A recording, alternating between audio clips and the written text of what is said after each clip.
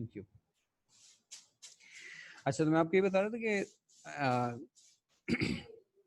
Math से related Python में हज़ारों की तादाद में फंक्शंस हैं। तो उन्होंने किया ये है कि जो रिलेटेड फंक्शन है, एक जैसे फंक्शन हैं, उनको ग्रुप कर दिया और उनका एक ग्रुप नेम दे दिया। मिसाल के तौर पे मैथमेटिक्स रिलेटेड जितने फंक्शन हैं उनका ग्रुप नेम मैथ है, MATH, और जितने ऑपरेटिंग सिस्टम से रिलेटेड फंक्शन हैं उन सब का नाम OS है, ऑपरेटिंग सिस्टम का OS।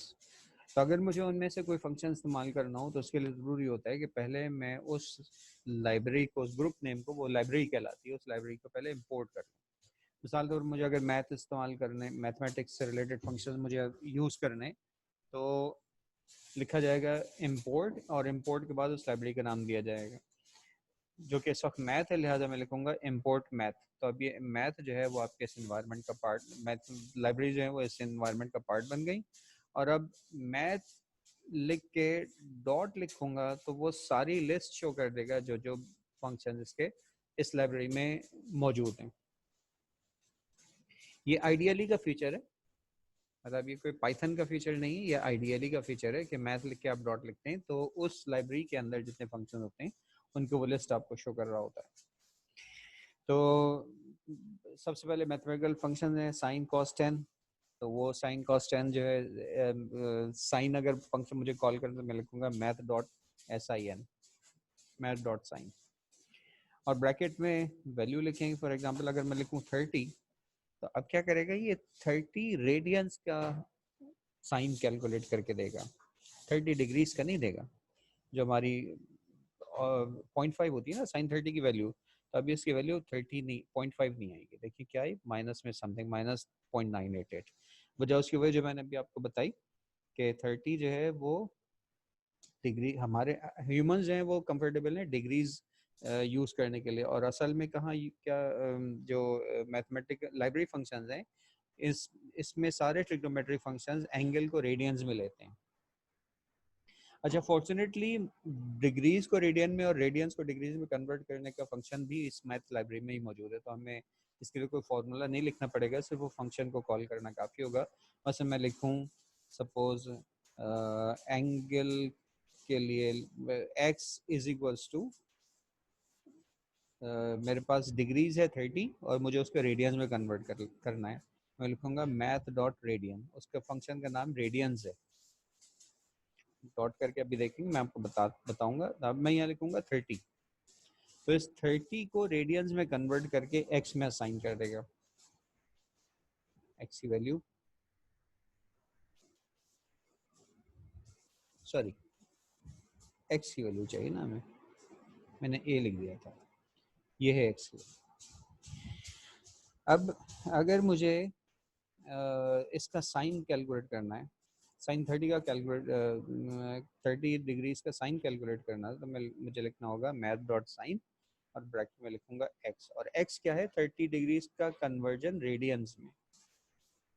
तो ये उसकी वैल्यू आ गई 0.49, नहीं एक्यूरेटली तो 0.5 होती है, तो इसने आंसर दिया 0.4999 विच इज अप्रोक्सीमेटली 0.5। अच्छा, इस तरह से डिग्रीज को रेडियन में कन्वर्ट कर सकते हैं और रेडियंस को डिग्रीज में रेडियंस को डिग्रीज में कन्वर्ट करने के लिए डिग्रीज का फंक्शन है वो यूज होगा। मसलन 1 रेडियन को कन्वर्ट करना हो, लिखेंगे x equals to math dot, अब मुझे डिग्रीज चाहिए, डिग्रीज, और ब्रैकेट में लिख दिया मैंने 1। तब ये 1 रेडियन को डिग्रीज में कन्वर्ट कर देगा। ये कितना बनता है जनाब, ये 57 बनता है। तो आपको आपने मैथमेटिक्स में पढ़ा हुआ ही है और आप इसको वेरीफाई कर सकते हैं। हाँ, तो अब अगर मुझे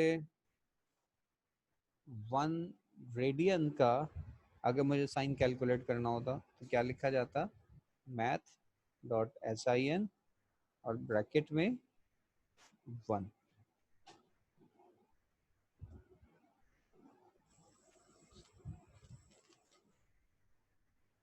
डायरेक्ट क्यों लिख दिया, इसलिए कि जितने ट्रिग्नोमेट्रिक फंक्शन है वो एंगल को रेडियन में ही लेते हैं, और मुझे रेडियन ही तो चाहिए था, मुझे 1 रेडियन का ही तो साइन चाहिए था, तब मुझे किसी कन्वर्जन की जरूरत नहीं, मैंने डायरेक्ट लिख दिया। अच्छा, वेटिंग वालों को एक्सेप्ट कर लें, रिकॉर्डिंग तो ऑन हो चुकी। ठीक है जान, थैंक यू, मैंने एक्सेप्ट कर लिया वेटिंग वालों को। अच्छा, अब ये तो बुनियादी बातें बता दी कि जितने ट्रिग्नोमेट्रिक फंक्शन है वो सब रेडियस में इनपुट लेते हैं, और अब हम इन पे एक नज़र डाल लेते हैं कि इसमें कौन कौन से फंक्शंस अवेलेबल हैं। कुछ को मैं ख़ास तौर से पॉइंट आउट करूँगा, उनको ज़रा नोट करते जाइएगा। जैसे ए कॉस है, ए कॉस जो है ना वो आर्क कॉस का वो है, आर्क कॉस का एब्रीवेशन है, यानी कॉस इनवर्स का। इसी तरह से ए साइन, ए साइन ये रहा, ए साइन ये है साइन इनवर्स का, और ए टेन ये है साइन टेंजेंट इनवर्स का। ये कॉस हाइपरबोलिक, ये भी ट्रिग्नोमेट्रिक रेशियोज होती हैं, हाइपरबोलिक रेशियोज, ये उसका इनवर्स फंक्शन है। इस तरह से ए साइन है, ए टेन एच है। अच्छा, सील जो है, सील हमें रिटर्न करता है एक इंटीजर नंबर। ये सील के बाद ब्रैकेट में लिखते हैं हम एक फ्लोटिंग पॉइंट नंबर। तो सील हमें देता है कि एक ऐसा इंटीजर नंबर जो उस नंबर से जस्ट अबव हो। मसलन अगर 12.1 है तो ये रिटर्न करेगा हमें 13, और अगर 12.9 है तब भी हमें 13 ही रिटर्न करेगा। तो सील क्या करता है कि smallest integer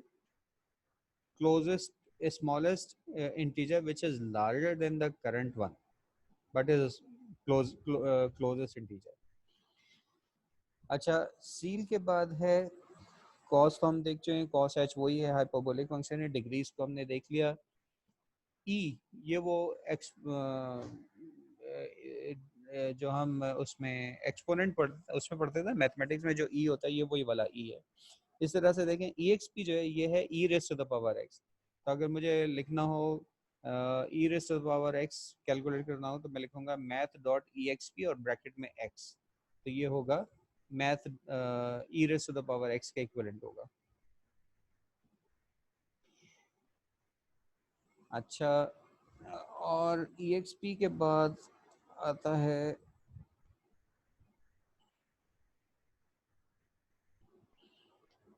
F A B S, और फैक्टोरियल तो फैक्टोरियल ही है। अगर जो मैथमेटिकल फैक्टोरियल है ये उसी का फंक्शन है। ब्रैकेट में हम इसके वो देंगे, इसके पैरामीटर्स के तौर पे हम एक नंबर देंगे तो ये उसका फैक्टोरियल कैलकुलेट करेगा। फ्लोर सील का ऑपोजिट है, सील जो है वो नियरेस्ट हायर इंटीजर देता है, तो फ्लोर जो है वो नियरेस्ट लोअर इंटीजर देता है। यानी 12.1 अगर देंगे तो उसको फ्लोर 12.1 तो उसका आंसर 12 आएगा, और फ्लोर 12.9 हो तो या 12.8 हो तो उसका आंसर भी 12 ही आएगा। अच्छा, ये जो मॉड है ये रिमाइंडर रिटर्न करते हैं। रिमाइंडर ऑपरेटर जो हमने वहाँ ऑपरेटर्स में पढ़ा था ना, वो अप्लाई होता है मैथ उस पे इंटीजर नंबर्स पे। अगर आपको फ्लोटिंग पॉइंट नंबर्स का रिमाइंडर चाहिए हो तो उसके लिए एफ मॉड फंक्शन यूज़ करेंगे। अच्छा, इस तरह से जीसीडी ये ग्रेटेस्ट कॉमन डिवाइजर है, हाइपोटेन्यूस कैलकुलेट करके देता है। ये कुछ टेस्ट फंक्शन है। लॉग पे आ जाए, लॉग भी काफ़ी यूज़ होता है। लॉग, अगर ये जो लॉग फंक्शन है, अगर मैं 10 का लॉग लिखूं तो ये क्या आएगा, ये आया 2.3। और अगर मैं, लेकिन अगर अच्छा, हम तो हमेशा ही देखते हैं 10 का लॉग तो 1 होता था, 100 का लॉग 2 होता था, 1000 का लॉग 3 होता था। तो असल में बेस की बात है ये, जो हम मैथमेटिक्स में इंटर के वाले जो उसको नेचुरल लॉग पढ़ते हैं ना, जिसको एलन से डिनोट किया जाता है इंटर की बुक्स में, वो जो है वो ये लॉग है। लॉग जो है वो base, log to the base e है। और अगर मुझे बेस 10 का लॉग लेना हो, जिसको मैथमेटिक्स इंटर की मैथमेटिक्स की बुक्स में लॉग्स से रिप्रेजेंट किया जाता है, उसके लिए यहाँ पर फंक्शन ये होता है लॉग 10।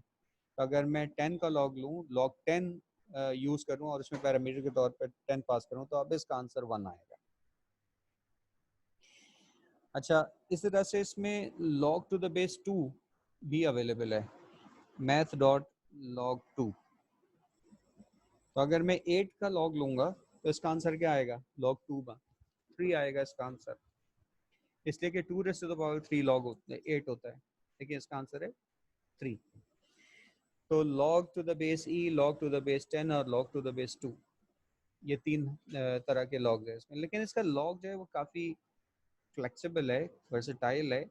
अगर मैं लॉग लिखूं और ब्रैकेट में शायद आपको इसकी नीचे वाली लाइन भी नज़र आ रही हो, नीचे लिखा हुआ है लॉग के और ब्रैकेट में x, और x के बाद कॉमा है, और कॉमे के बाद स्क्वायर ब्रैकेट में कुछ चीज़ें लिखी हैं, उसके बाद ब्रैकेट क्लोज हुआ है, उसमें लिखा हुआ है base equal to math dot e. तो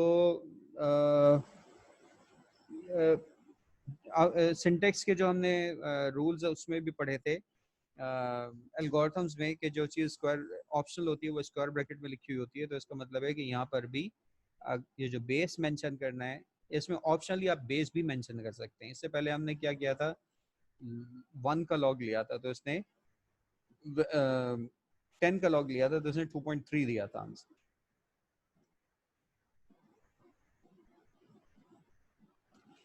लेकिन मैं यहाँ पर बेस मेंशन कर सकता हूँ। मसलन अगर मैं लिख दूँ मैथ डॉट ई,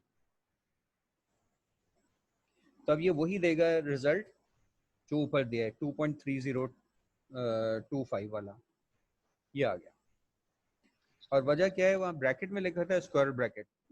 इसका जो सिंटेक्स डिस्प्ले हो रहा था, दोबारा दिखाता हूँ आपको, मैथ डॉट और लॉग, इसका जो सिंटेक्स डिस्प्ले हो रहा है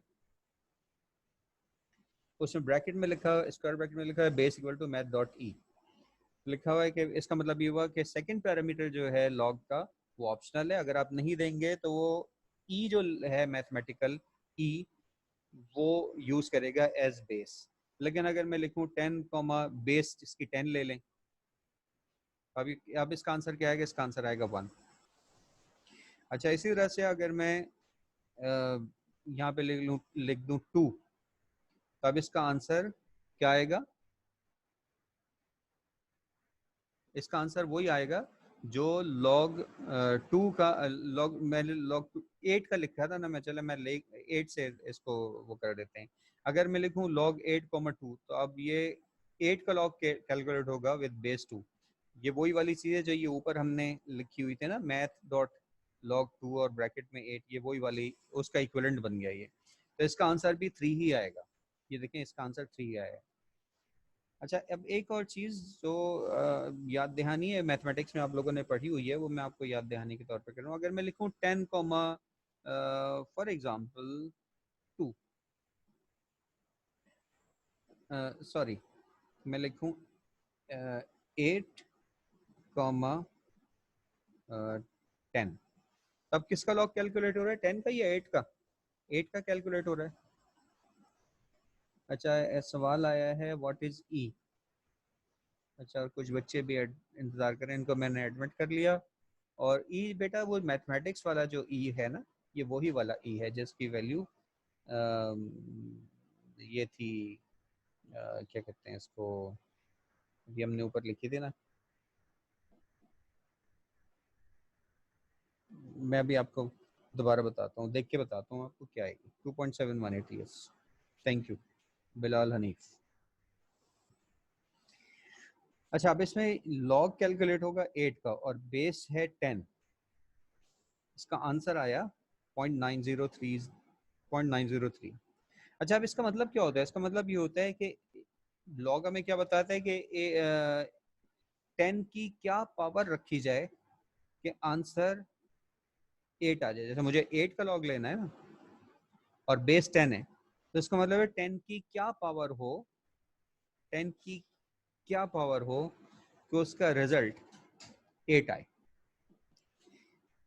तो ये जो नंबर आया है 0.9 वाला, अगर मैं लिखूं 10 की पावर दिस नंबर, तो इसका आंसर 8 आएगा।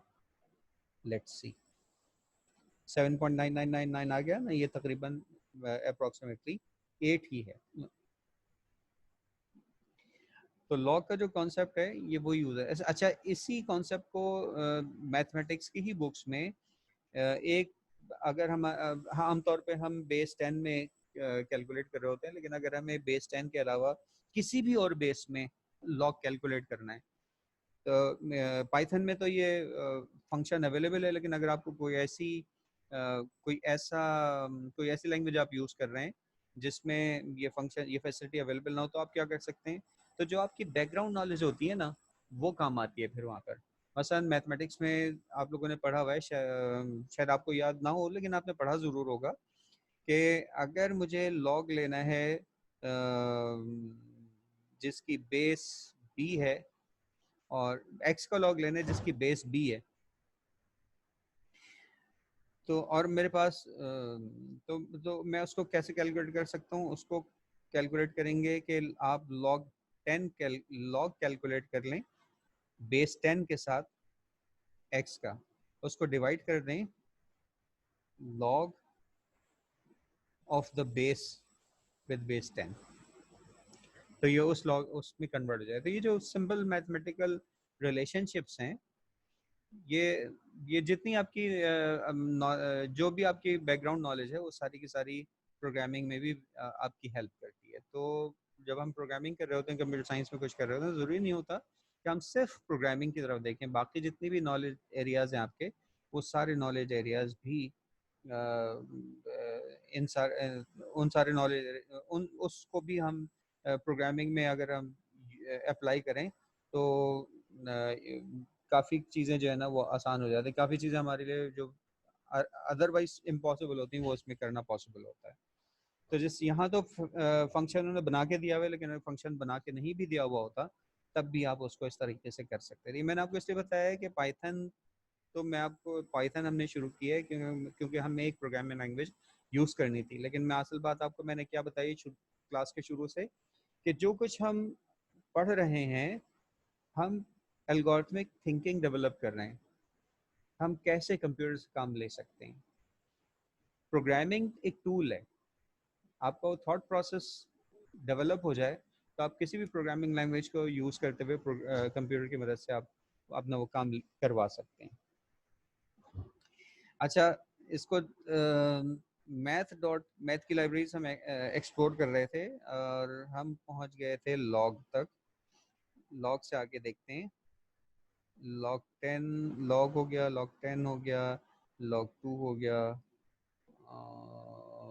मॉड पाई जो मैथ उसकी पाई है, मैथमेटिकली जो पाई होता है वो यहाँ पे P I, math dot P I जो है वो पाई को रिप्रेजेंट करता है, पाई की वैल्यू को रिप्रेजेंट करता है। क्यू डब्ल्यू ये पावर है, रेडियंस तो हम देख चुके हैं, रिमाइंडर दो वैल्यूज को डिवाइड करके जो रिमाइंडर आता है वो है, साइन और साइन आर को बोले कि ये वही ट्रिग्नोमेट्रिक रेशियोज हैं। S Q R T is square root, bracket में हम जो नंबर देंगे उसका स्क्वायर रूट कैलकुलेट करेगा। 10x 10 जो है वो ट्रिग्नोमेट्रिक रेशियो है,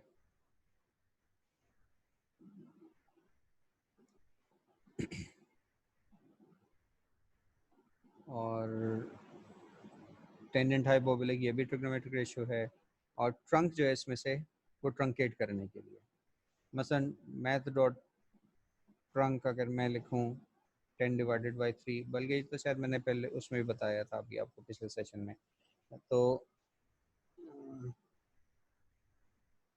TRUNC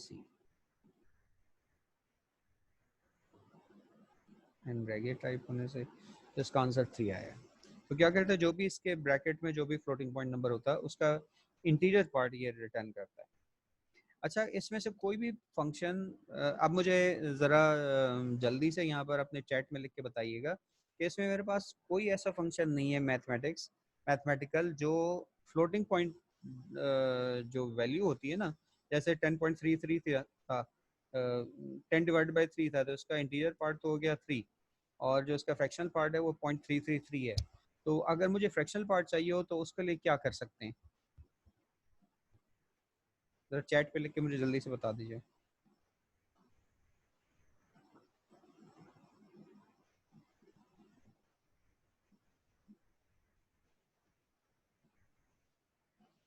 बिल्कुल सही है, ज़रा एक ने आंसर सही दिया लेकिन ज़रा वो लिख दें।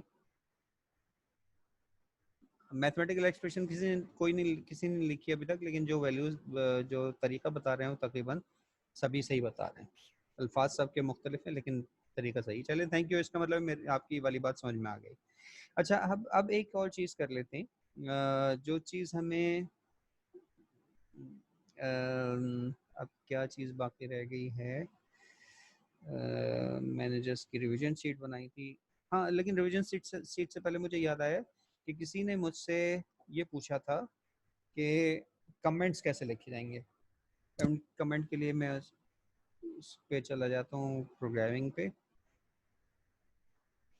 कमेंट के लिए हम ये करेंगे कि किसी भी लाइन पे अगर हम हैश लिख दें तो वो कमेंट होते हैं। मसलन ये लिख दूँ,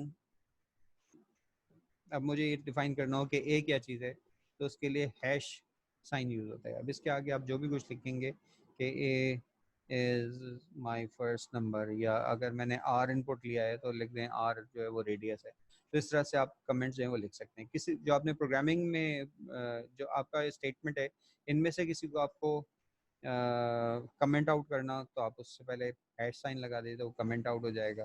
कमेंट आउट होने का मतलब है कि वो लिखा हुआ तो है, लेकिन जब आप इस प्रोग्राम को एग्जीक्यूट करेंगे तो ये दो लाइन जो हैं वो एग्जीक्यूट नहीं होंगे। जिस जिस लाइन के ऊपर भी हैश लिखा होगा, तो हैश के आगे से लेके एंड ऑफ लाइन तक कोई चीज़ एग्जीक्यूट नहीं होगी। तो जो पहली वाली लाइन है ये तो एग्जीक्यूट होगी, ए इज इक्वल टू इनपुट, तो एग्जीक्यूट होगी क्योंकि उसके बाद लिखा हुआ है हैश।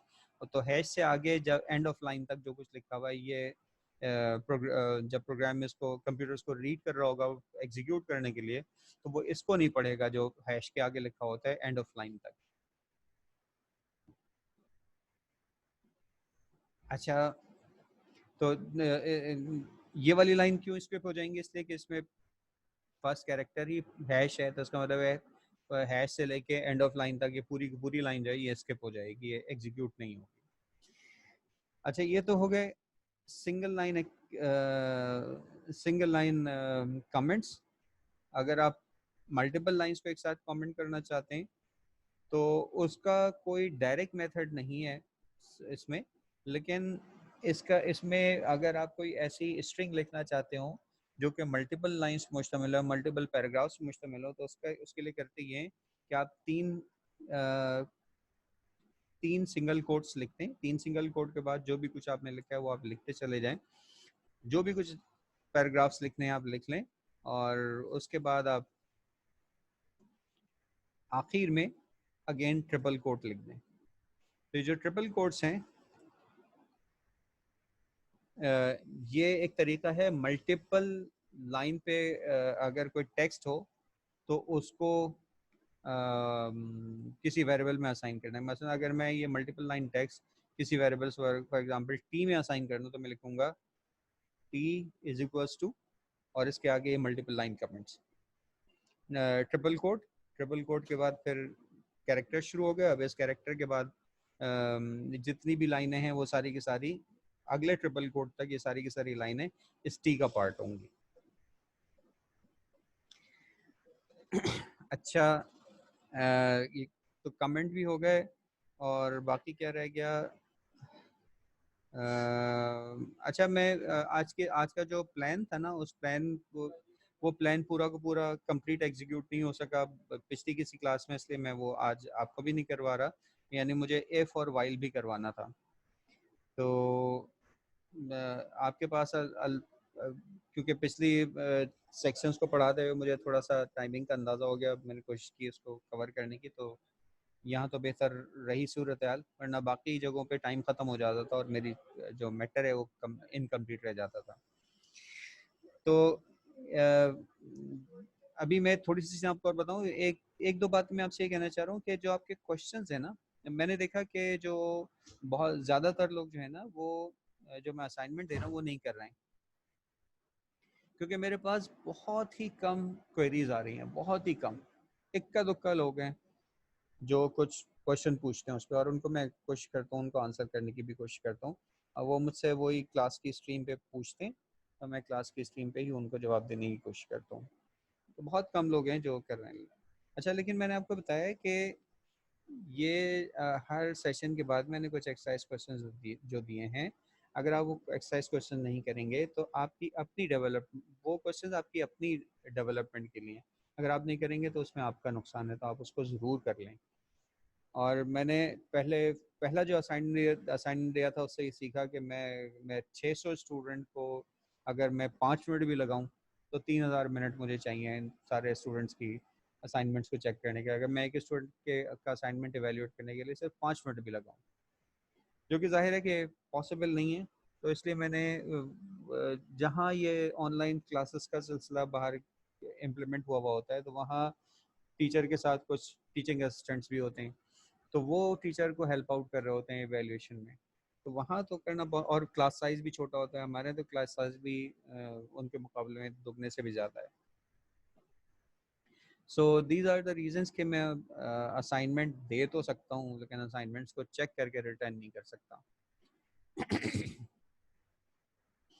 अच्छा, अब थोड़ी सी बातें जो मैंने कहा था कि चंद बातें मैं आपको कहता, तो आप लोगों ने क्या करना है कि जो भी क्वेश्चन आपके हों वो आप क्लास की स्ट्रीम पे मेंशन करें, मैं कोशिश करूंगा कि उसको इंशाल्लाह आसान कर उनको मैं जवाब दूँ।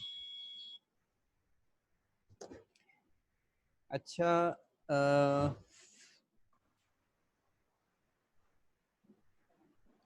कंडीशंस और बता देता हूँ मैं आपको। कंडीशंस आप आ गई तो इफ़ भी बता ही दूँ मैं आपको। अगली दफ़ा फिर मैं उसको बाकियों के लिए रिपीट करूँगा, तो आपके बाकियों को बताऊँगा तो आपके लिए तो रिपीट हो जाएगा, लेकिन आपको बता दूँ क्योंकि टाइम बाकी है आपका, तो अच्छा है ज़रा सा चीज़ें बेहतर कवर हो जाएँ। सो कहाँ गया आइडियली, ये रहा आइडियली। इफ़ कंडीशन जैसे एल्गोरिथम्स में यूज़ की जाती है, ऐसे ही इस पाइथन में भी यूज़ की जाती है। इफ़ और रूल भी इसके कमोबेश वही है, मामूली चेंज है, मैं आपको उसका फ़र्क बताता हूँ। अच्छा, मैंने आपके साथ शेयर दूसरी विंडो की हुई है, मैं उसी विंडो पे चला जाता हूँ। कहाँ गई, ये रही वो विंडो। यस, तो मैं आपको ये बता रहा था कि फ़र्ज़ कीजिए कि डिवीज़न का प्रोग्राम होता, और डिवीज़न के प्रोग्राम में यहाँ डिवाइड का साइन होता, लेकिन आपको याद होगा कि हमने क्या किया था कि c is equal to a divided by b उस वक्त एग्जीक्यूट हो जब b की वैल्यू 0 ना हो। तो एल्गोरिथम में हम क्या लिखते थे, इफ़, और इफ़ के बाद लिखते थे हम उसकी वो क्या कहते हैं उसको, कंडीशन, और उसके लिए हम ब्रैकेट्स यूज़ करते थे। तो यहाँ पर भी हम ब्रैकेट्स यूज़ कर सकते हैं, ऑल्दो यहाँ पर ऑप्शनल है। अगर आप ये ब्रैकेट नहीं लगाएंगे और ऐसी कंडीशन लिख देंगे, for example b not equals to 0, तो ये एज इट इज़ एक्सेप्टेबल है, लेकिन अगर आप ब्रैकेट लगा देंगे तो ये गलत नहीं होगा, तो आप ब्रैकेट भी लगा सकते हैं, लेकिन पाइथन में ऑप्शनल है, अनलेस कि आपको ऑर्डर ऑफ एग्जीक्यूशन चेंज करना हो। तो अगर मैंने लिखा B not, if B not equals to 0 और उसके बाद c is equals to a divided by b, तो वो यहाँ पर इस तरह से लिखा जाएगा, लेकिन यहाँ पर उसके बाद कंडीशन के बाद कोलन लिखना जरूरी होता है। तो ये जो लिखा है if B not equal to 0, उसके बाद कोलन आना मस्ट है। उसके बाद लिखा है c is equal to a divided by b। अगर c is equal to a divided by b, उसके बाद अगर प्रिंट हो गया, कैलकुलेट हो गया, तो प्रिंट भी कर दें, और प्रिंट होने के बाद एंड इफ होगा। लेकिन यहाँ पर एंड इफ लिखना ज़रूरी नहीं होता, बल्कि एंड इफ लिखना ज़रूरी क्या, एंड इफ नहीं लिखा जाता। तो अब कैसे पता चलेगा कि कौन प्रिंट सी स्टेटमेंट ये भी इफ के साथ एसोसिएटेड है या सिर्फ सी ए डिवाइडेड बाई बी यही है? तो ये डिपेंड करता है इंडेंटेशन पे। देखिए यहाँ से एक कैरेक्टर, दो, तीन, चार स्पेसेस हैं, उसके बाद है सी ए डिवाइडेड बाई बी। तो अब अगर चार स्पेसेस के बाद मैं कोई स्टेटमेंट और लिख दूंगा इसके नीचे, तो वो इस ब्लॉक का पार्ट समझा जाएगा। तो मैं जितने स्टेटमेंट्स इसी इंडेंटेशन लेवल पे लिखूंगा वो सारे इसके इफ का पार्ट समझे जाएंगे, जब तक इंडेंटेशन लेवल सेम रहता है। अगर मैं इंडेंटेशन लेवल चेंज कर दूं, फॉर एग्जांपल यहाँ पे लिख दूं प्रिंट डन, वो डिवाइड करेगा, चेक करेगा बी की वैल्यू 0 तो नहीं है। अगर बी की वैल्यू 0 नहीं है तो कैलकुलेट करके प्रिंट भी कर देगा और आखिर में प्रिंट कर देगा डन। अच्छा, इसको मैं रन करके दिखा देता हूँ, सेव करके स्विच करता हूँ, switch, enter first number 12, enter second number 5, ये डिवाइड होगा, और डिवाइड होने के बाद इसका आंसर प्रिंट हो गया और डन भी हो गया। अच्छा, अब मैं प्रोग्राम में ज़रा सा चेंज कर रहा हूँ, प्रोग्राम पे वापस जा रहा हूँ। अब मुझे अगर b की वैल्यू 0, अच्छा हाँ एक चीज़ तो रह गई, अगर b की वैल्यू 0 हो फिर क्या होगा? रन करता हूँ मैं इसको दोबारा, शेल चेंज किया, ये आ गया शेल पे 12 और 0 दे दिया। अब ये क्या करेगा? सिर्फ डन प्रिंट हुआ। क्यों? क्योंकि उसने ना तो कैलकुलेट किया ना ही प्रिंट किया, और डन तो फिर भी एग्जीक्यूट हुआ। तो go back to the programme.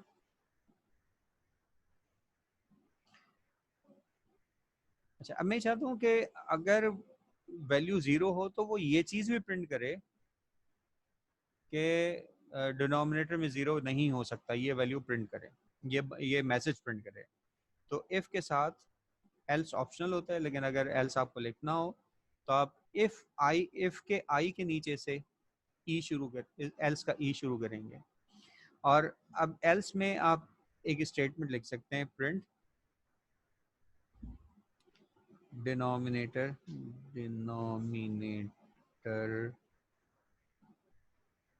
Can not be 0।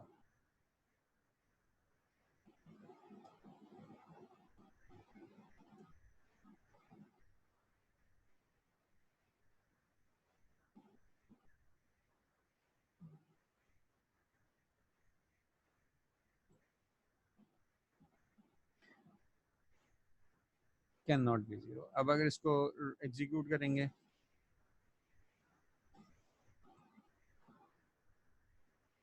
अच्छा सॉरी, एल्स के बाद भी कोलन आएगा।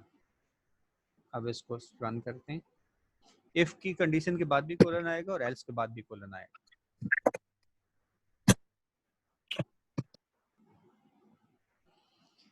अब देखते हैं 12, अब नंबर जो है वो हम दे रहे हैं 12 और 0। तो उसने मैसेज दिया डिनोमिनेटर कैन नॉट बी 0, और डन भी लिखा आगे, इसलिए कि डन जो है वो तो एफ और एल्स दोनों के बाहर था, वो तो एग्जीक्यूट होगा ही होगा। और अगर मैं इस प्रोग्राम को दोबारा एग्जीक्यूट करूँ और 12 और 5 दूँ तो डिनोमिनेटर कैन नॉट बी 0 वाला मैसेज नहीं आया, और 2.4 और डन लिखा हुआ आ गया। तो एफ हो गया और एल्स हो गया। अच्छा, नेस्टिंग कैसे होगी? नेस्टिंग उसी तरह, नेस्टिंग के रूल वही हैं। अब सिंटेक्स का रूल अगर आपको पता चल गया तो नेस्टिंग के रूल, नेस्टिंग के लिए क्या करना पड़ेगा? मिसाल के तौर पे मैं यहाँ पर अगर मुझे एक और इफ इसके अंदर लिखना होता तो यहाँ पे इफ लिखते, उसकी यहाँ पर कोई कंडीशन लिखी जाती, उसकी कंडीशन के बाद कोलन आता, और कोलन के बाद अब जो स्टेटमेंट्स इस इंडेंटेशन लेवल पे लिखे जाएंगे वो किसके साथ एसोसिएट होंगे? वो इस वाली इफ कंडीशन के साथ एसोसिएटेड होंगे। इफ चीज अगर नेगेटिव है तो वो प्रिंट कर दे नेगेटिव। मतलब ये कोई मीनिंगफुल काम नहीं, मैं तो सिर्फ सिंटेक्स आपको एक्सप्लेन कर रहा हूँ, इसलिए मीनिंगफुल काम नहीं ले रहा। असल एम्फसाइज है वो सिंटेक्स पर है कि नेस्टेड इफ कैसे लिखा जाएगा। तो इफ के अंदर नेस्टेड इफ है तो ये इफ आया। अब इस वाले इफ के पे डिपेंडेंट जो चीज़ें हैं ना वो इससे फर्दर इंडेंटेड होंगे। अब जब तक इसका ये इंडेंटेशन लेवल बरकरार रहेगा उस वक्त तक सारे स्टेटमेंट्स उस इसी वाले इफ के साथ एसोसिएटेड समझाएंगे। यानी यहाँ पर कौन कौन से स्टेटमेंट किसी इफ के साथ या एल्स के साथ एसोसिएटेड समझाएंगे वो डिपेंड करता है उसके इंडेंटेशन लेवल पे। तो जब भी आपका इंडेंटेशन लेवल चेंज होगा इसका मतलब हुआ कि ये ब्लॉक ऑफ कोड नहीं है, किसी और ब्लॉक ऑफ कोड का पार्ट है। तो अगर आगे हो गया तो इसका मतलब ये इसके बाद वाला जो ब्लॉक ऑफ कोड है उसका पार्ट है। सो मीटिंग ख़त्म होने में, मीटिंग का टाइम ख़त्म होने में चंद मिनट बाकी हैं।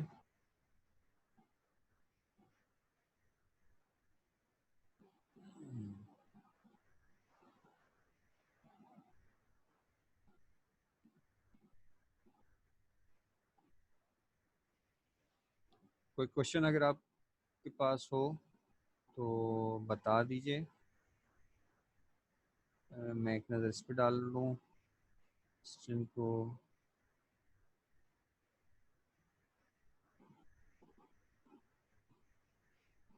ठीक है, वो मैंने कर लिया।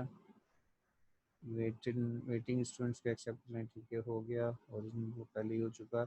ओरिजिनल वैल्यू में से सब्ट्रैक्ट कर सकते हैं। अच्छा, ये उन्होंने ठीक है। ठीक है, तो मुझे कुछ कोई क्वेश्चन नहीं नज़र आ रहा और ऑलमोस्ट 2-2.5-3 मिनट बाकी हैं और जो चीज़ें हमने कवर करनी थी वो कवर भी हो गई हैं। अब इन द मीन टाइम कुछ मैसेज आया। हाँ, अच्छा क्वेश्चन है। मैं ये जल्दी से बता सकता हूँ। देखें, प्रोग्राम पे प्रोग्राम में जा इस सारे प्रोग्राम की अब ज़रूरत नहीं है। अब मैं आपको बता देता हूँ। Print a is equals to 1, b is equals to 2, c is equals to 3। अगर मैं लिखूँ print a, b, c,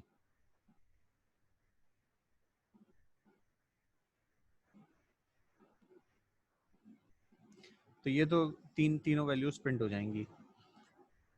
run कर देते हैं और शेल पे सोचे जाते हैं। मैं वहीं पे आपको ये सारी चीज़ें बता दूंगा। शेयर शेल, तो देखें a की वैल्यू 1 है, b की वैल्यू 2 है, c की वैल्यू 3 है और प्रिंट कर दिया। अगर मैं इसको यूँ लिखूँ प्रिंट a और उसके बाद लिखूँ प्रिंट b और फिर लिखूँ प्रिंट c, नहीं, मुझे वापस वहीं जाना पड़ेगा शेयर पे। अब मैं लिखूँ अगर प्रिंट a और फिर लिखूँ प्रिंट b और फिर लिखूँ प्रिंट सी, तो ये तीन अलग अलग लाइनों पे प्रिंट होंगी। और वजह उसकी है कि हर प्रिंट स्टेटमेंट जिस जगह पर भी कर्सर होता है उसी जगह पर वैल्यू प्रिंट करता है, लेकिन प्रिंट करने के बाद वो न्यू लाइन कैरेक्टर प्रिंट कर देता है। ये तो न्यू लाइन कैरेक्टर प्रिंट करने से क्या होता है कि कर्सर अगली लाइन पे चले जाता है, तो अगला प्रिंट स्टेटमेंट अपनी कर्सर पोजीशन से ऑनवर्ड प्रिंट करता है, तो अगला प्रिंट स्टेटमेंट जो है वो अगली लाइन पे प्रिंट करता है, फिर वो भी यही काम करता है। अच्छा, अगर मैं ये चाहता हूँ कि वो लाइन अपनी स्विच ना करे, तो उसका तरीका ये है कि यहाँ पर मैं लिखूंगा एंड इज इक्वल्स टू कि एंड पे क्या करे। एंड पे मैं लिख दिया कि स्पेस प्रिंट करे, तब वो प्रिंट करने के एक ही वैल्यू प्रिंट करने के बाद आखिर में स्पेस नहीं प्रिंट करेगा, बल्कि क्या करेगा, वो न्यू लाइन कैरेक्टर नहीं प्रिंट करे बल्कि क्या करेगा, स्पेस प्रिंट कर देगा। और इस तरह से अगर मैं यहाँ पे भी लिख दूँ and is equals to something, for example लिख दूँ x, तब वो b की वैल्यू प्रिंट करने के बाद x प्रिंट करेगा। यहाँ पर अगर मैं लिख दूँ y, यहाँ पे x लिख दूँ, यहाँ पे y लिख दूँ, तो a की वैल्यू के बाद वो x प्रिंट कर देगा, b की वैल्यू के बाद वो y प्रिंट कर देगा। यानी एंड ऑफ लाइन नहीं प्रिंट करेगा, बल्कि एंड ऑफ लाइन के बदले जो कैरेक्टर आप यहाँ मेंशन करते हैं उसको प्रिंट कर देता है। अब इसको रन करके मैं आपको दिखाऊं।